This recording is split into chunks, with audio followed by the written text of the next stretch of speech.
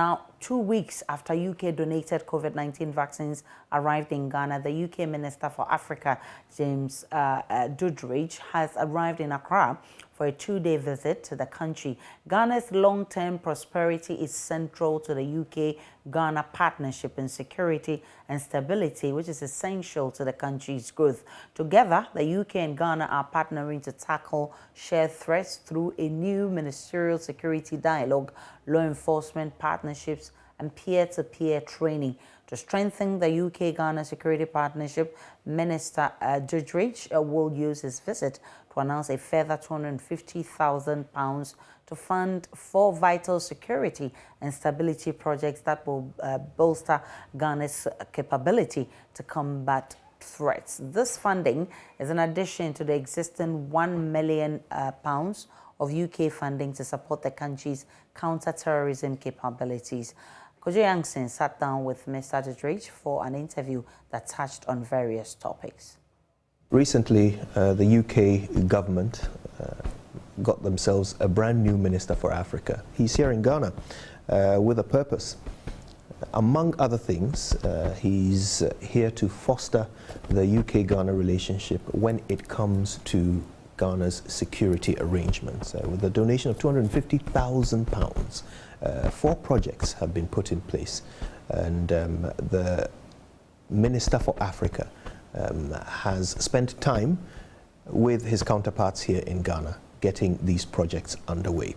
We have the privilege of learning a bit more about this and other things he's been up to on this trip. And so let's say a very big akwaba to Mr. James Duddridge. Thank you so much for making the time to speak to us. Thank you. It's always a pleasure to be back in Accra. Absolutely. And the key word there is back, because it's not your first time, is it? No, I think it's my 4th time, 3rd since I've been reappointed as Minister for Africa under Boris Johnson, previously David Cameron's Minister for Africa. Yeah. But I was a near neighbour once in Abidjan. Oh, yes. My car broke down on the way to Accra and I never quite made it. It took me another 50 years to get Goodness, to get finally. Now, like I mentioned, you're here with a purpose.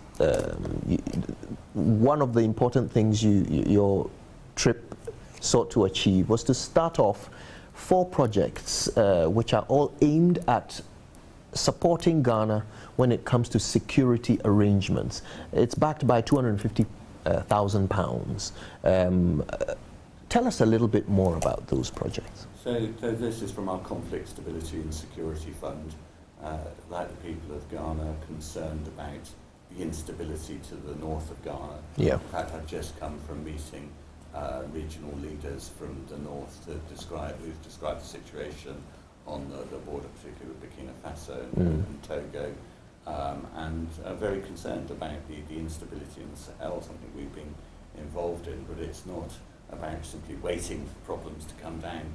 It's about building greater stability for that region to make it more resilient from any problems coming from the further north. So James Heapy, the Minister for Defence, was here a few months ago. Only last week I was discussing the issues with your Minister of Defence. We were both in Lusaka, and it's very much around creating stability.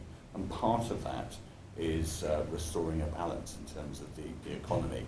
And I hope to come back and visit the north, not looking at things from a military and pure security viewpoint, but help create some of the underlying factors that will make the region more resilient. So talk about education of children, but also private sector investment, because actually private sector investor in the north creates value in 2 ways, the stability and the financial return and employment and so forth, compared to another investment in Accra.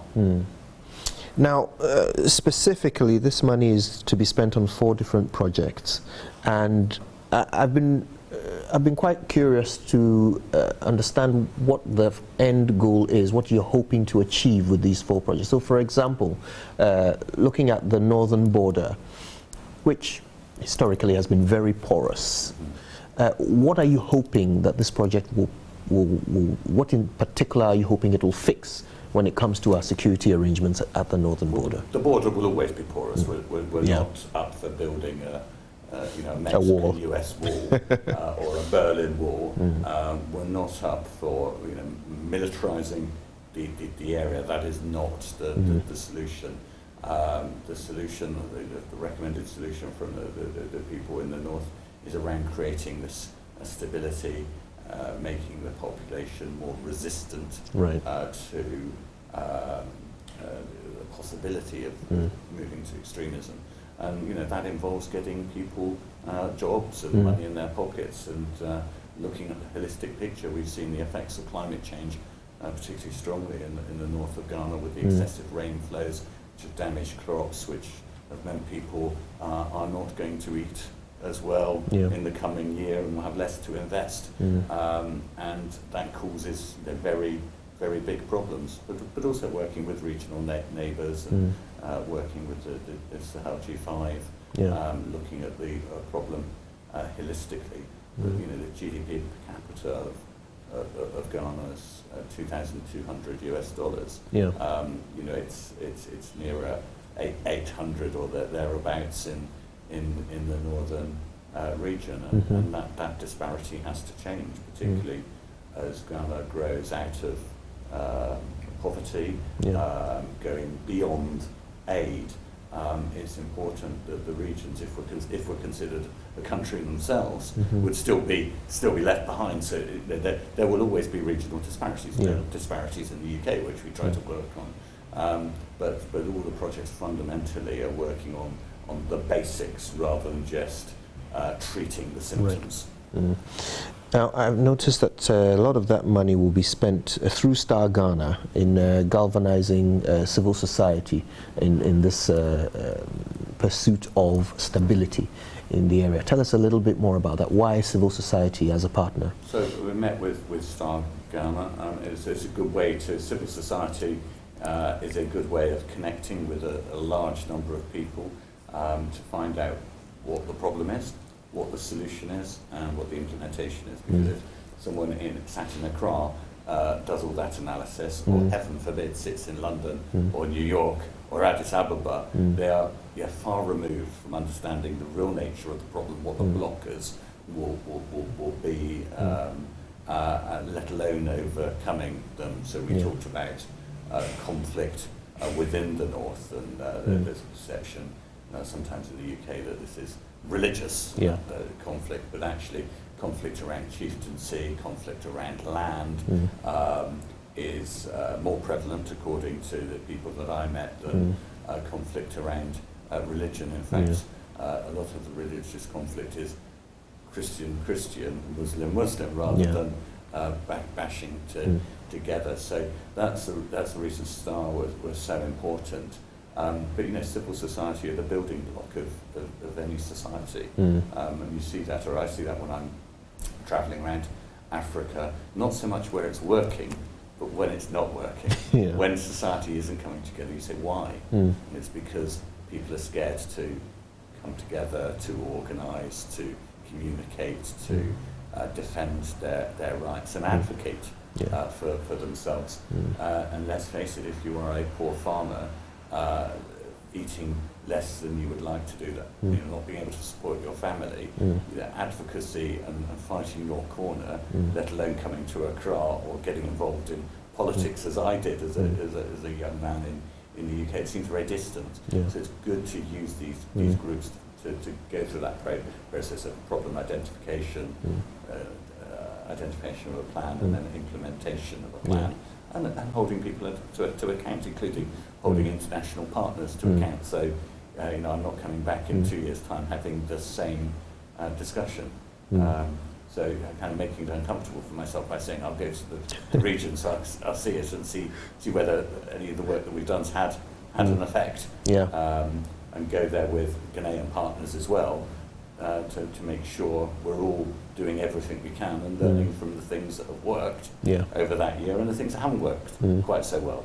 Not everything is a straight line trajectory to success. It's incremental improvement to stabilise the north. But Ghana is doing a very good job compared to some of its neighbours in repelling this problem from its border. But I think these projects help things go in the right direction. I was going to ask how you intend to evaluate these projects, but you've sort of touched on that over there. So some of this will involve interacting with our security services, some capacity building and so forth. Talk to us about that, because in Ghana, our security services are very hardworking, security services, police and so forth, immigration, but they are constrained when it comes to resources, training and so forth. Are these projects going to address any of that? And I mean, honestly, how sustainable can any attempt, to assist security services with resources be when we're talking £250,000 in total? Well, that's just simply the recent announcement off the back of a lot of military support in the north. It'd be wrong for me to go into that detail, because although the Minister for Africa, the defence relationship is obviously with the MOD, and it would be right for someone like James Healy to comment on that. But the point of all these investments, whether it's military or through other sources, to make them sustainable. Right. It's not about providing help tomorrow, it's about providing support, training and methodology that will go forward, because any form of development that only lasts short term won't work. Yeah. Now, you're going to be bringing some experts in to help with capacity building as well.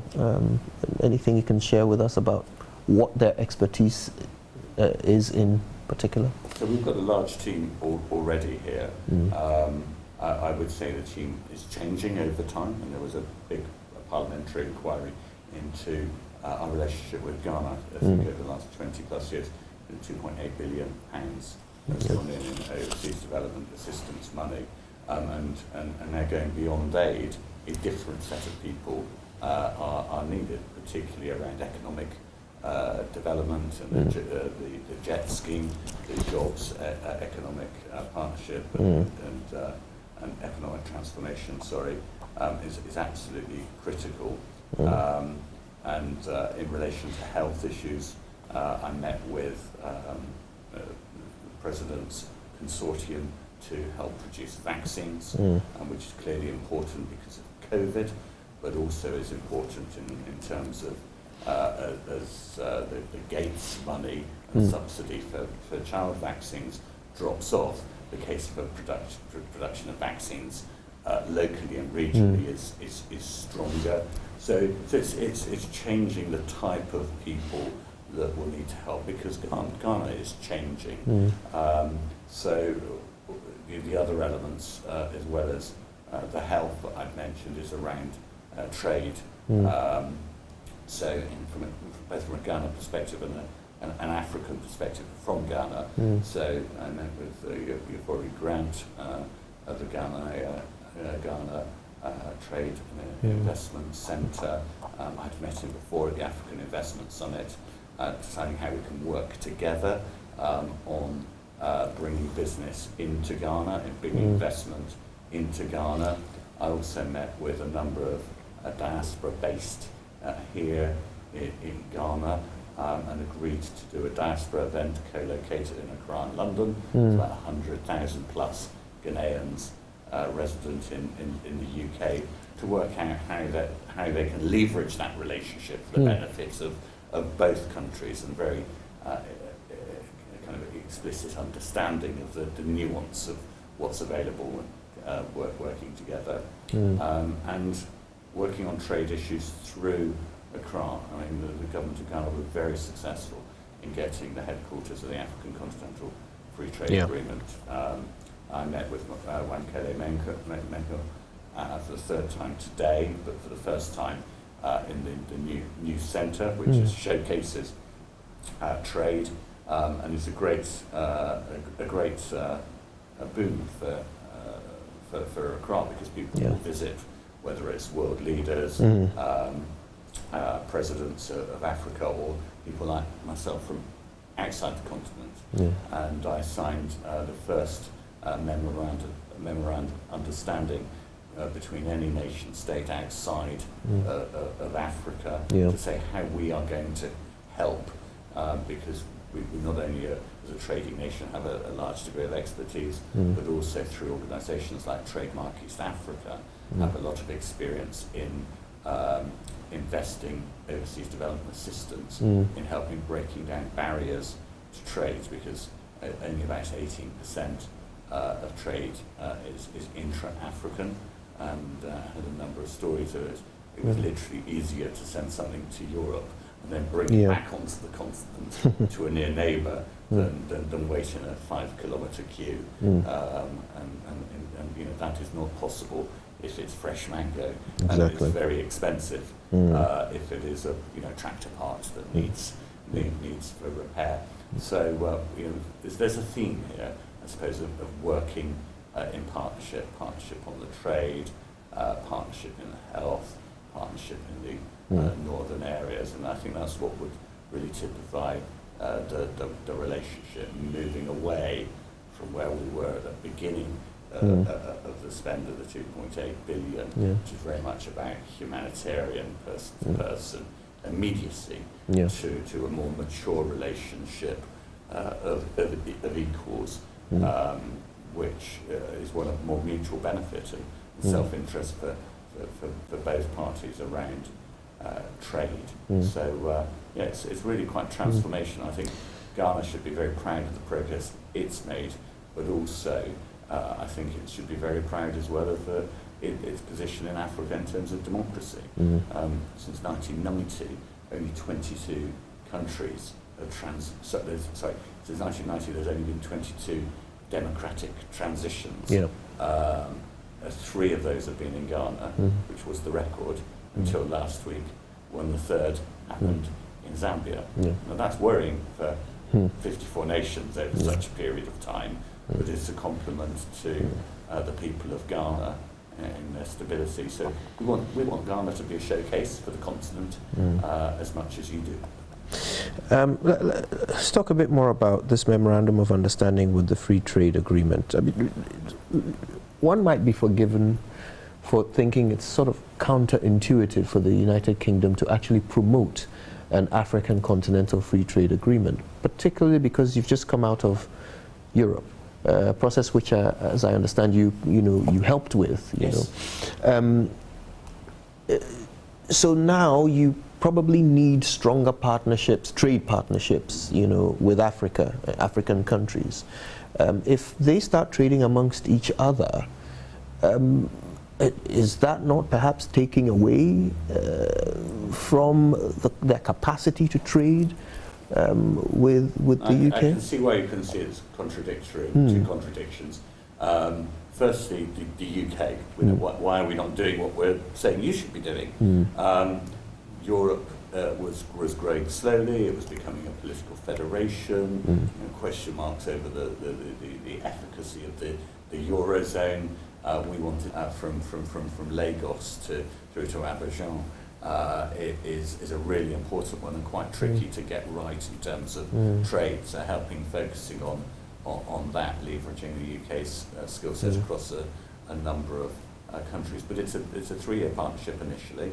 Not because we're going to walk away after 3 years. We're going to do a lot more over that time. It's just a starting point. But that will allow a review mechanism to constantly be moving forward. But to be frank, I'm not sure whether 18% intra-African trade is far too low.